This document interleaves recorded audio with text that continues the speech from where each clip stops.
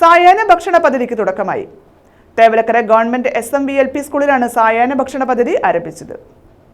Thevalakkara government SMV-LP സ്കൂളിലാണ് സായാഹ്ന ഭക്ഷണ പദ്ധതിക്ക് തുടക്കം കുറിച്ചത്. സ്കൂൾ ഉച്ചഭക്ഷണ കമ്മിറ്റിയുടെ നേതൃത്വത്തിലാണ് സായാഹ്ന ഭക്ഷണം നൽകാൻ തീരുമാനിച്ചത്. ചവറ AEO അനിത സായാഹ്ന ഭക്ഷണ പദ്ധതി ഉദ്ഘാടനം ചെയ്തു. SMC ചെയർപേഴ്സൺ ദീപ അധ്യക്ഷത വഹിച്ചു. പ്രഥമാധ്യാപകൻ T. ബിജു സ്വാഗതം പറഞ്ഞു.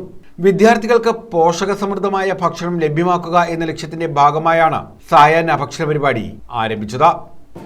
മറ്റ് സംസ്ഥാനങ്ങളെ അപേക്ഷിച്ച് കേരളത്തിൽ ഏറ്റവും നല്ല ഭക്ഷണമാണ് കൊടുക്കുന്നത് അല്ലേ?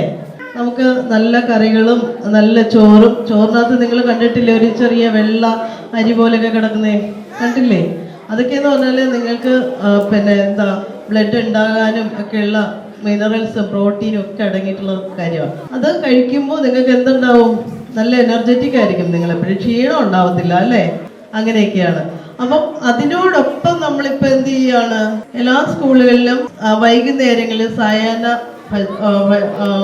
ഭക്ഷണ പരിപാടി ആസൂത്രണം ചെയ്തിട്ടുണ്ട്. ഓരോ സ്കൂളുകളായിട്ട് ഇപ്പോൾ നടന്നുകൊണ്ടിരിക്കുകയാണ്. ഇപ്പൊ കേരളത്തിലെ മിക്കവാറും എല്ലാ സ്കൂളുകളും ഉച്ചഭക്ഷണത്തോടൊപ്പം തന്നെ പ്രഭാത ഭക്ഷണം കൊടുക്കുന്നുണ്ട്, സായാഹ്ന ഭക്ഷണം കൊടുക്കുന്നുണ്ട്. ചില സ്കൂളുകളിലൊക്കെ 3 നേരവും, നമ്മുടെ ഇവിടെ അടുത്തൊരു പന്മന മനയിൽ സ്കൂളിൽ 3 നേരവും ഭക്ഷണം കൊടുക്കുന്നുണ്ട്.